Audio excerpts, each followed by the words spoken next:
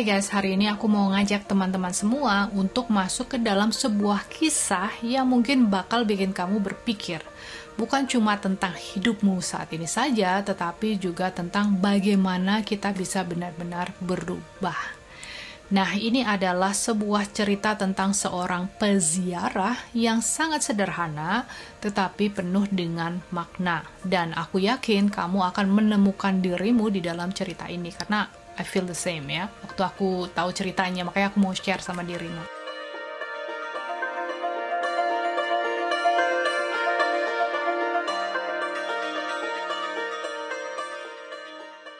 Nah, silakan membayangkan ada seorang peziarah yang mulai perjalanannya.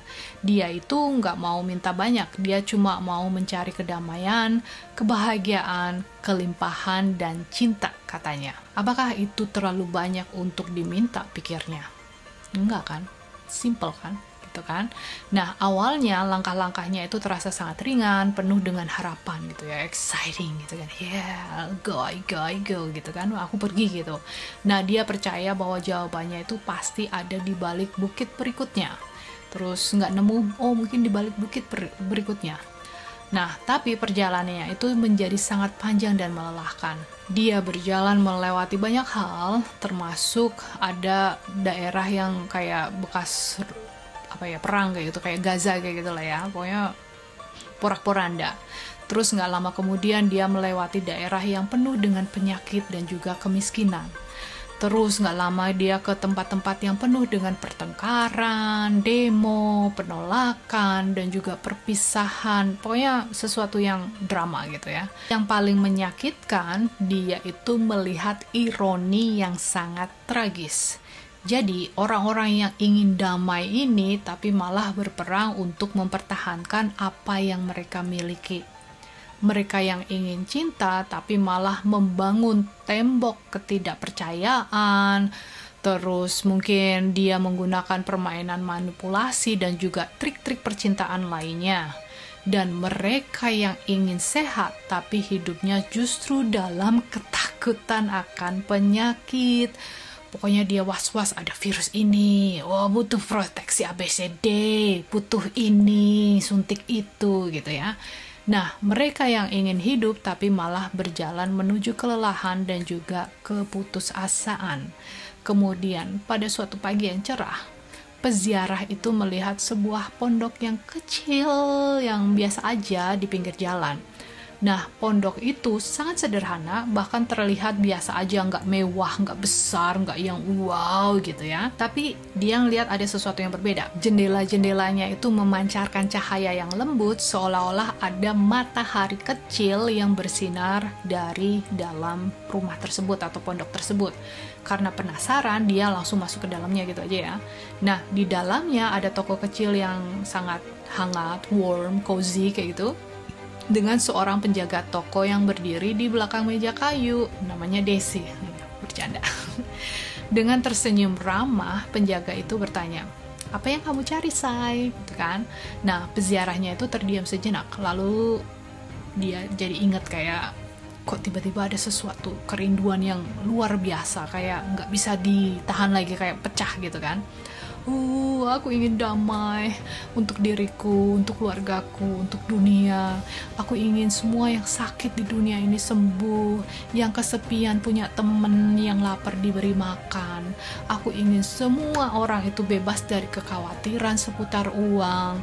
Aku ingin cinta dan kebahagiaan untuk semua orang. Sambil mulai nangis kayak gitu, pokoknya sedih gitu kan.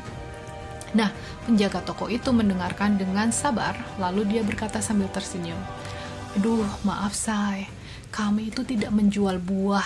Di sini tuh kita nggak jual buah, kita hanya menjual biji." Nah, maksudnya apa gitu kan? Nah, ini adalah pelajaran besar. Jadi, hidup itu kan nggak memberi kita hasil yang instan atau buah itu tadi, tapi memberi kita benih-benih yang harus kita tanam, yang harus kita rawat, yang harus kita jaga. Kita itu seringkali berharap ada solusi ajaib yang bisa langsung menyelesaikan semua masalah yang kita miliki. Tapi pada kenyataannya, perubahan sejati itu kan hanya akan dimulai dari dalam diri kita sendiri, say. Seperti yang Morpheus bilang di film The Matrix, aku hanya bisa menunjukkan pintunya, kamu yang harus berjalan melaluinya. Dan benih-benih itu sebenarnya kan adalah keputusan-keputusan kecil yang kita buat setiap harinya, say.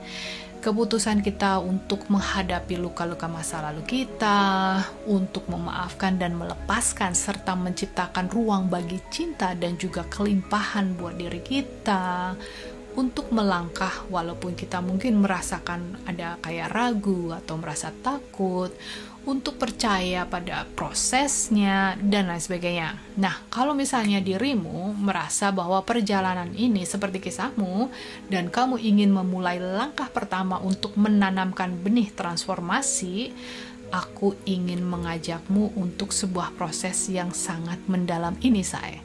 Jadi, kami itu kan punya program yang namanya 33 KHC atau Kunci Hidup Challenge selama 33 hari yang memang sengaja dirancang untuk membantumu menanamkan benih perubahan tersebut.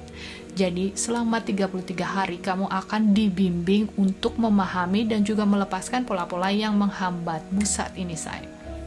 Kamu juga akan diajarkan cara menyelaraskan dirimu dengan kedamaian, dengan cinta, dan juga kelimpahan.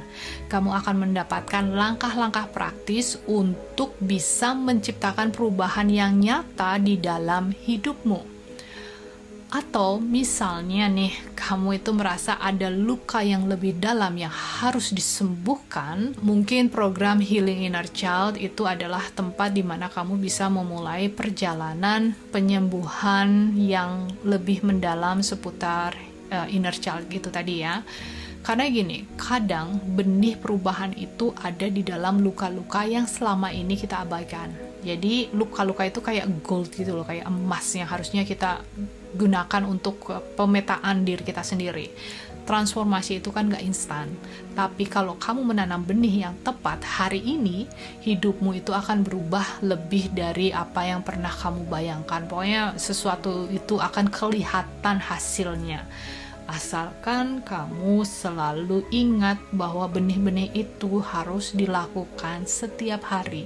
Ambil keputusan-keputusan yang baik, yang kecil-kecil, baby step, setiap hari. Nggak cuma pada saat kita terhubung saja, atau pada saat-saat tertentu, tapi setiap hari.